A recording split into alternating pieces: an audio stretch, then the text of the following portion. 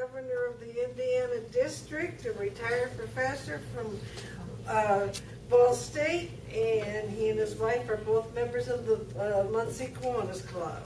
Okay, Char. All right. Dr. Dixon, it's an honor to have you visit our club, or our division actually, and thank you for being here. Well, I'm glad to be back with your club. I enjoyed being here for the 100th celebration. And I want to give special thanks to Char and Jim and Marvin. We had a lieutenant governor who decided he couldn't finish his year, and they stepped in to really fill the gap. And so I want to thank them. I've worked with all three of them previously in lieutenant governor roles and really enjoyed that. I want to say to the pianist, where's the pianist? Okay, you know, if you need help on that Nebraska fight song, Opal is from Nebraska and knows the Nebraska fight song. So if my wife, Something wrong. okay. If my wife and I sing it to you, if you didn't catch it the first time, she can refresh your memory. Well, you know, I was at the county fair in Ohio. Wapakoneta, Ohio is the county I grew up in Ohio, Auglaize County, and they have a gospel music tent there. So I heard this joke. This guy was on a cruise, and he had looked forward to this cruise for a long time. And the thing he was most looking forward to, he had heard that they just have food, fantastic food, and it's just, you know, plentiful and big supply. And so he goes down to his first meal. And how many of you have been on a cruise? Well, you know, they kind of assign you to a table, and then you're at that table, that same group of people, for most of the cruise. Well, his first bite, he breaks his upper plate. He breaks his upper plate. It's in two pieces that he's, you know, so his whole dream of eating the food. Well, there was a table mate volunteer who said, hey, I just happen to have a spare upper plate here in my pocket. And he says, oh, no, I can't take that. Well, the other table mates said, the other people at the table said, you know, go ahead and try it. Give it a try, you know.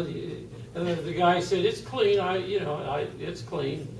And so he puts it in, and he decides, well, that's really too big. I can't really use it.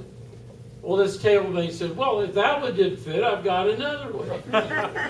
And so kind of like Goldilocks and the Three Bears, he puts it in, and it's too small. Well, but the table said, no problem, I've got a third one here. And so he put it in, it fit just right. Well, so he dug into his food, and he just really pigged out with the food. And when he's finished, he took the napkin, he wiped his lips, and he sat back real satisfied after the meal, and he says, you know, what good fortune that I had. You know, who would have guessed it, that I would have had a table mate who was a dentist. And the guy that had been given the, he said, whoa, no, I'm not a dentist, I'm an undertaker.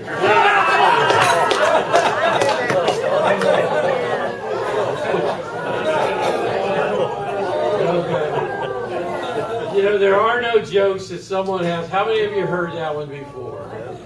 You know, the good part of Kiwanis meetings is, you know, they don't realize they've heard it before until it's over. So you say, I heard that one before. So you can tell them. We had the same joke I told, thinking in a 2-month period. It was told 3 times, and all 3 times it got a big laugh. Well, one of the things of being governor for the Indiana district is you do travel around to various divisions and to various clubs, and you, all of us have a really good sense of what we do in our club. And maybe a few clubs around, we know what's going on.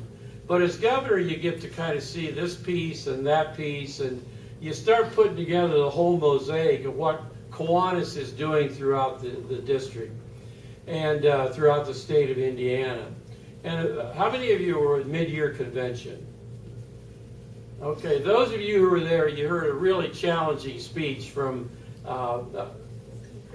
Christina Hale, who was the lieutenant governor candidate this last year. She's really a good candidate. As a Republican friend says, she's the only hope that the Democrats have in their party. And also said, well, I told her that.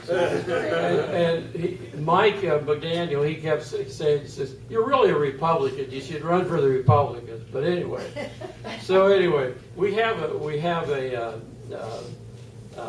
her, and she really had worked at Kiwanis International, and one of her messages was, Kiwanis really is a big deal.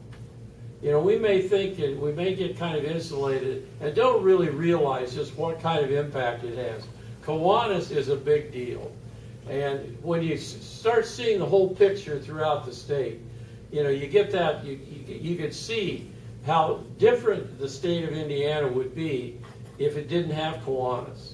It didn't have Kiwanis for 100 years now of all the projects that have gone on in the communities and throughout the state. It's amazing. We had a competition for signature projects, and we had 8 clubs put in a nomination for an outstanding signature project. And the one we chose was, we had really the 1 and 2 were real close, but the one we chose was the Downtown Indianapolis Club. Their Abe Lincoln Scholarship Dinner. And if you ever get a chance to go to that, that's an amazing thing. They take a kid from every high school in Marion County is nominated. And these are kids that have overcome incredible odds to be successful. I mean, a single parent family would be a very stable family for them. I mean, that would be a good thing, because most of them had no families and have lived on the streets for or have some major physical kind of handicap. And they get big scholarships. Everyone gets at least a $250 scholarship. And it goes all the way up to $16,000 scholarships. So that was our nomination for the International Signature Project competition. And it was one of the 11 chosen. So I'm going to the International Convention in Paris, and I thought, we're going to go to this recognition luncheon, and we're going to at least be in the top 3. I couldn't imagine a project that would be better than that one. Well, I got there, and I heard all 11 projects, and they were all fantastic. We did not win, although we had a very good project, but the ones that won were just incredible. There were 11 really incredible things. And so then you start seeing what's going on internationally, and it just is incredible. It's a big deal for the whole world. We have our Eliminate project that we just had. Ethiopia was declared maternal neonatal tetanus free. We've had 42 countries now that have been declared tetanus free because of the project we're involved in. And we've had a drastic or a major decrease in the number of deaths. When we began the project in 2010, there were about 65,000 deaths per year from maternal neonatal tetanus, mostly kids. And that's down to 34,000 as of 2015. And so, you know, as every country comes on board, that's going to go even, at this point, it would be even below that. So you're looking at, 30,000 babies saved a year, and it's probably up to 40,000 babies saved a year from this project. So you see, it really is making a difference worldwide. I'm really excited. I want to urge, how many of you are planning to come to district convention? Okay, I really want to encourage as many of you to come. Jim Warner, who's he was the director of the Social Security Office for the region, and he's now retired. He and I are really working, putting it together. We have a Republican speaking at this one. We have John Pistol, who's the president of Anderson University. He was former head of the TSA. He was #2 person in the FBI, and he was one of the people interviewed for the FBI position recently. And so really looking forward to having him speak. We have the Erskine Green Center, which is by the ARC of Indiana sponsored. It's a center for training people for the hospitality industry. And we're trying to tie it in. A lot of the kids have been Riley kids that go to through that training, and they now have sent someone back to work at Riley who has gone through the training. So that's an exciting training center that's part of the hotel that we'll be staying at. So we're excited about that as well. The food is really good at the Horizon Center, so it'll be a situation all the way around. Marvin really told me he wanted me to talk more about Riley. He was thinking that maybe people hadn't heard a lot about this Riley campaign. I was here 2 years ago for a division council meeting to talk about a Riley Hospital then, and we were talking about the path to a cure. Child life. Okay, I've been through 3 of them. Path to a cure. And Path to the Cure was how they got involved with Riley. And that was to do research with my memory sitting back here. How many of us have memory that kind of accompany us to meetings and things? Yeah, okay. But she keeps me on the straight and narrow that way. But the first one was Path to the Cure, which is a 4-year project. And my granddaughter, our oldest granddaughter, has diabetes. And at that time when she was diagnosed at 18 months, our son-in-law has diabetes. And at that time, their dog had diabetes too, so they were really involved with that. But anyway, so I got involved with Path to the Cure, which was for diabetes research. And the next project that we got involved with was Child Life. And I thought, I went back and told Olivia, hey, I'm working on trying to raise money for diabetes research. And she thought, boy, Grandpa's pretty cool, okay, because he's helping with something that's really close to her heart. And so I almost apologized. I said, we did that for 4 years. I almost apologized to her. I said, well, Olivia, we're now doing Child Life. And she said, oh, Child Life, they're the one that gets me prepped for various procedures that she's had at the hospital. And so if you have a Riley kid, they just really appreciate anything you're doing for Riley.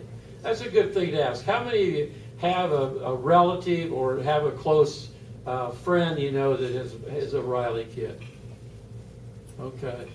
Really a lot of it affects so many people in the state of Indiana that have had a Riley kid at some level or not. Our daughter or granddaughter was down and having a procedure or had an exam today, and she went to Methodist Hospital, and their response was, boy, they don't treat you like they do at Riley, because it was very impersonal, and whereas Riley really cares for the person, really cares for the child, and the kids know it. They can experience it. In 2 years, we'll have been involved with Riley Hospital for 100 years, Kiwanis of Indiana. Kiwanis of Indiana has the longest continuing relationship with Riley Hospital of any organization. We've been involved with them before they had a building, before they had a hospital.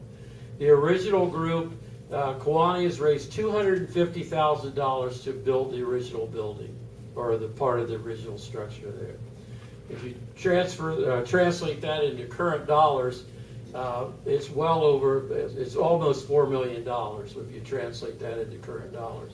So if we'd say, hey, Kiwanis of Indiana, we're going to raise $4 million for this project. That's a lot of money, but they did it, and so they've been on the ground floor since. Riley really shows Kiwanis a lot of respect because of that long-term commitment we've had with them, that long-term relationship. The current project is called 3 Wishes, Early Action for Autism. And the 3 wishes are, 1 is to lower the age of diagnosis. Indiana, on a lot of health indices, does not rate very well. We're usually ahead of Mississippi. Okay, just saying. Maybe Alabama, maybe West Virginia, maybe Kentucky, but we're not ahead of many states on most health indices. Obesity, we're right up there on the bad end. A lot of these kind of things we don't rate very well.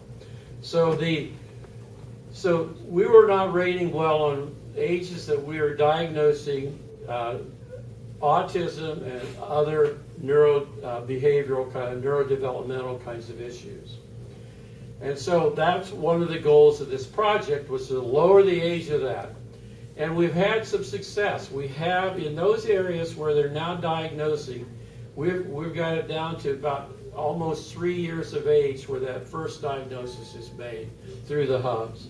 The second thing was to raise awareness, just to, it's such an issue. 1 in 68 children have autism or a neurodevelopmental issue. Or 1 in 8 does. 1 in 68 has autism, or somewhere on the autism spectrum. The third goal was to reach all children in Indiana. Well, Riley Hospital is located in Indianapolis, and it serves central Indiana pretty well. But what about northeast and northwest and southeast and southwest and other areas? The solution to that was to develop 9 hubs at 9 different sites. And there's one in Lafayette, one in Butsy, there's one in Evansville. So they're located throughout the state. And 93% of the children in Indiana are within 40 miles of the hub. So to reach all children, now 93% of the children are within 40 miles of a center that they could go to and receive diagnosis. To do this, they had to train pediatricians, general practitioners throughout the state of Indiana. So for every hub, there's a team. In Muncie, there are 2 young pediatricians, there are nursing staff, there's social workers. There's a group of about 5 who are part of this early action team. And they, Felicia especially, my wife, has gotten involved and has gone there and say, what do you need? And they say, well, if we had books, we could distribute books to these kids, you know. And they need to be kind of special kind of books. And it describes it, bright colors, big print, certain kinds of things. We could use the little goldfish crackers. And you say, well, why that? Well, the goldfish crackers are used as part of the diagnostic procedure, okay? And so they need to have, you can't just use the same crackers over and over. You need new crackers periodically. So there are supplies that they need. Kiwanis has furnished the testing packets for all these hubs. Those are $235 a piece. The testing, we're putting them now into general practitioners' offices, and these people are receiving training. I took part in the training of the team at Muncie, and it was 2 weeks of intensive training. That's a lot of training on that specific subject, and it was done by the people from Indianapolis, from Riley Hospital. So those are 3 goals of the early action program. We have $1 million pledge over 4 years. Last year we raised, we met our goal of $250,000. This year we have that same goal. We're at approximately $130,000 now, which means from now till October 1st, we need to raise another $120,000. One of the things that's happened with this project is as we've decreased the number of clubs we have in the state, and we've decreased membership in Kiwanis overall, there's fewer of us supporting the projects. And so each club, if you've been used to sending $1,000, every club needs to up it a little bit just to reach our goals. So we need help from clubs. At district convention, usually we have a time, we'll have a time when we'll collect checks from clubs. I know our club, our treasurer said, you know, we have a lieutenant governor from our club and we have the district governor from our club. We ought to up the amount of money we give this year and make it a little more sizable kind of check. And so they came through, and I appreciated that support. But that's what we're doing with the project. And one of the things we're really encouraged is clubs to contact their hubs to see what direct kind of service they could provide for their hubs, in addition to contributing to the fundraising. Have any of you contacted your hub in the? Okay. Okay, that information about who can be where the hub is, who the people on their hub that's on our website, our Indiana District website. Look under Riley, you can see that, the 3 Wishes campaign. That would be a great club project for any of the clubs, not just the ones in Lafayette, but you could be Crawfordsville or wherever, and contact the hub and see what they might need and ways you can support. One of the things we have found is that we've become kind of the go-to group. So when Mindy, I got that right? Yep. Good. When Mindy, who's at our hub, has a question, like she called up and say, hey, I've got this family that's at her center, and it's an abusive situation. She has nowhere to go. She needs $40 for a place to stay tonight. Can your club furnish it? We said yes. And another time she called and said, there's a family we're working with. They need some money for their, just for food. What can we do with that? So anyway, in a lot of ways, we've become kind of the go-to place that when she has a need, she calls Kiwanis, and we're able to meet that need. So it's a great project to get involved in a direct kind of sense. Felicia. Because of just that little bit that we've done, they give us the best press you've ever asked for. They just think we've done so much for them, and they're so thankful. So it does come back to you in big ways. It's great, really. Yeah. Any questions about the project or what's going on there? Just encourage each of your clubs to give as much money you can to the project. And one other thing, we lost a member of our club, Dr. Charles Greenwood, who was a governor in the state, and he was one of the people instrumental in revising the handbook. So he chaired the committee that revised the songbook, and we lost him this year, Charles Greenwood. So he'll be remembered at our memorial service. Thank you.